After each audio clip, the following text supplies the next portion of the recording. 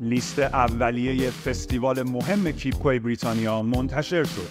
فستیوال کیپکو شنبه هفته آینده در پیست اسکات برگزار خواهد شد. مسابقات اکتبر کیپکو مسامحتاً معادل فینال فصل جاری در مسابقات اسب دوانی بریتانیا است. لیست اولیه این مسابقات دیروز منتشر شد و موجی از واکنش‌ها را در میان کارشناسان و علاقه‌مندان اسب دوانی در بر داشت. در جذاب‌ترین مسابقه کیپکو در گروه یک چمپیون استیکس، اسب‌های مستهدف با ریتینگ 128 و دومین اسب رنکینگ فدراسیون جهانی، پدینگتون با ریتینگ 128 و ششم رنکینگ، نشوا با ریتینگ 122، کینگ آف استیل ریتینگ 121 و بیبریج و دوبی آنر با ریتینگ 120 در لیست اولیه وارد شدند که باعث شده این مسابقه بسیار حساس و رقابتی شود.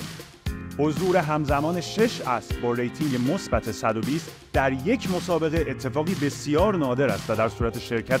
تمام اسب‌ها در این مسابقه کیپکو چمپیون استیکس شانس تبدیل شدن به برترین مسابقه سال 2023 را نیز خواهد داشت.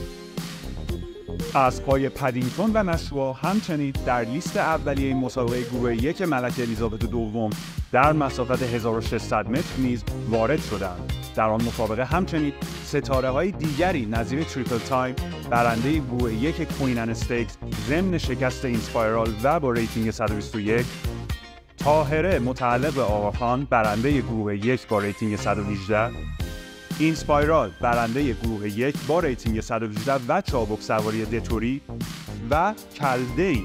با ریتینگ 119 و برنده 2000 گینس 2023 بریتانیا نیز وارد شدند که باعث حساسیت فوق‌العاده این مسابقه شده است. در مسابقه گروه 2 لانگ دیستنس کاپ، اسب‌های کیپریوس برنده 4 مسابقه گروه یک مسافت بالا در سال 2022، تروشان برنده دونکستر کاپ و پریدو کدرن 2023،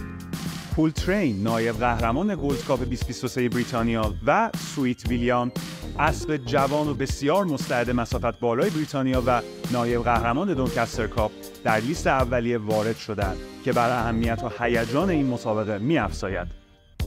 در مسابقه سطح گروه یک بریتیش چمپیونز اسپرینت استیکس در مسافت 1200 متر، اسب‌های مطرح کینروس قهرمان مسابقه گروه 2 سیتی آف یورک استیکس و نایب قهرمان مسابقه سطح گروه یک پری د لافورت و شکیل قهرمان مسابقات مهم گروه یک کامنولث کاپ و جولای کاپ هر دو وارد شدند.